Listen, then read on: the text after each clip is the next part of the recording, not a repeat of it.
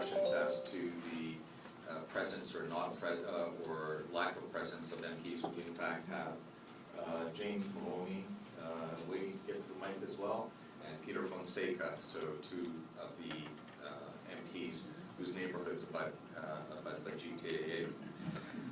So let me begin by saying that clearly the atmosphere in this room and the size of this crowd is a reflection that things have gone seriously wrong.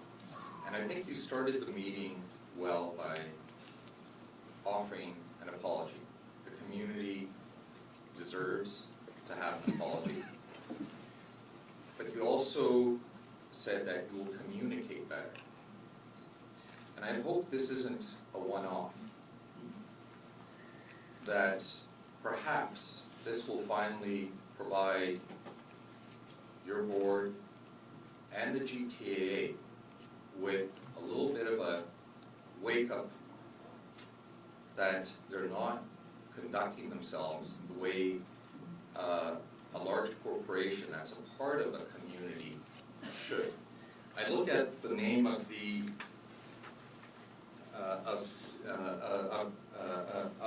CENAC, and sometimes people use acronyms and they forget what it stands for.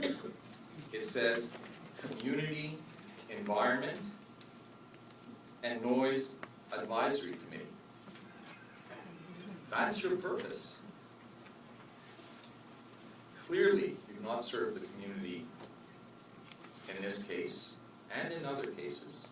There's a particular issue we're addressing tonight. And you haven't advised the community, and you've acknowledged that that's happening. But there's a deeper problem. And someone mentioned the lack of trust. And as an elected representative who's been here before and come and reached out to the GTAA, I have a lack of trust towards how the board fulfills its mandate, as well as the GTAA. I'll give you an example why there's a lack of trust. Construction began March 28th. You would think elected representatives, at least, if you haven't informed the communities, that elected representatives who've reached out, asked for meetings, would have been informed and provided with detail on issues that would have so gravely impacted their communities. Coincidence? When did the email arrive in my office, MPP Von Baker's office, who's here as well? March 28th, the day construction starts. That's not acceptable. That's not a way to build trust. And when did it arrive? At 3:10 p.m. What kind of community consultation could ever have taken place? That, in fact, makes us suspect that who knows what's actually going on.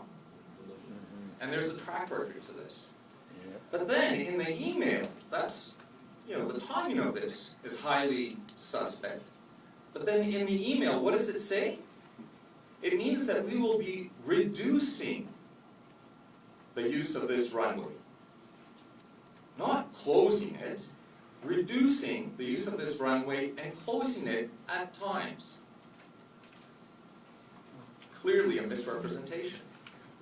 Further on it says, this construction work means less use of this runway. It doesn't say zero use. I don't like getting spun. And that's what happened with this communication. The timing of it, the way it's written, and it's absolutely unacceptable. Why would it be my office that suggests when we reach out and try to communicate, that has to suggest, well, shouldn't you be taking advertising out in the local papers? Shouldn't there have been meetings ahead of time, meetings like this for the community, out in the community? Why does the community have to, in anger, come out here to your offices? And